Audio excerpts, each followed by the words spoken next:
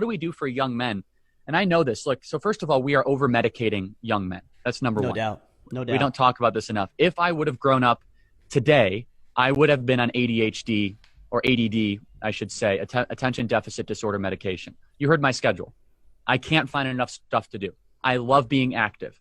School is not designed for people like me. I could never sit still in second, third, and fourth grade.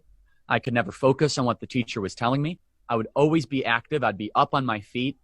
That's just who I am, and that's how a lot of young boys are. But my parents, to their credit, despite the pill pushers and people trying to intersect themselves, said, we are not putting our kid on medication.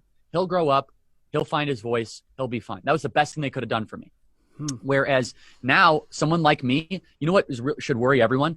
There are thousands of people like Charlie Kirk that are being medicated right now because parents are not holding the line against the over medication push in our country. It's a huge And I would problem. say, Charlie, on that is, I know you're a big fan of making sure we use the right verbiage.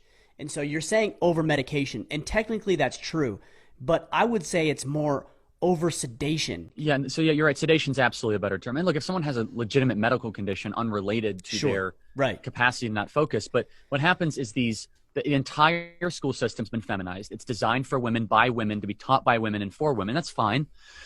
Women are much more agreeable than men, and boys in particular are incredibly disagreeable. They can't sit still. They need to be involved in the learning process. That's why recess is important for young boys and not as important for young women.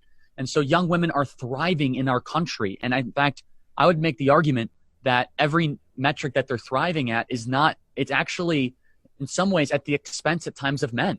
And that I'm not saying that women are the problem, but the fact when 60% of college graduates are now women, that's not, that there's no equilibrium there. And that comes at some expense because the school system has been so hyper-feminized, where young women are more than willing to sit and go through an entire class without moving. A fourth grader, a young boy, forget it. That's not what, for 2 hours, that's asking a lot out of a young boy. I can't even do that as an almost 40-year-old man at this point. Yeah, so what do we do for young boys? Let me just kind of go back. So we're overly sedating them. We're hyper-feminizing their learning environment. And also the way that we educate them just through the curriculum is absolute garbage. Young boys from a young age are being taught that men are the enemy and women are good, and you must make yourself more feminine in nature. This is garbage. It's nonsense. It's foolish. For example, the literature that we teach young boys that they have to read, they don't want to read Little House on the Prairie. They would rather read a biography about Teddy Roosevelt. And so biographies are the best way to get young boys' attention. Why? Because young boys want somebody to emulate. They want a hero. They want to resonate with that. Why does Little House on the Prairie resonate with young women? They want a family to nurture, and they're much more relational. So books that are much more in dialogue form, women do a lot better when they're in the 4th, 5th, and 6th grade.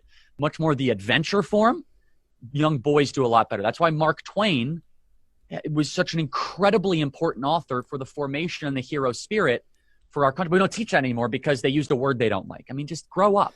And so that's the other thing. And then finally, if I had to put like third, the first being sedation, second hyperfemination of our school / curriculum. The third thing is that we do not challenge young men for their call to adventure. Young men need to be challenged. And I mean this. This is why football is such an important part of our country, and they're trying to destroy that too. I don't think football is for everyone, but it was important for me. I could tell you in my life, when I was an 8th grader, football really made me grow up very quickly. Saying yes, sir, no, sir, to a strong male figure that made you be on the line at the exact time, being able to run wind sprints, hierarchy, order, discipline. For me, football really got me in the line. For all that distracted energy that I had in the classroom, I had meaning, I had fulfillment, I had camaraderie. And you know what? The physical combativeness, I loved that, right? I loved being able to get out and have the blood flowing and testosterone. That was awesome. And again, it's not for everybody. I fully recognize that.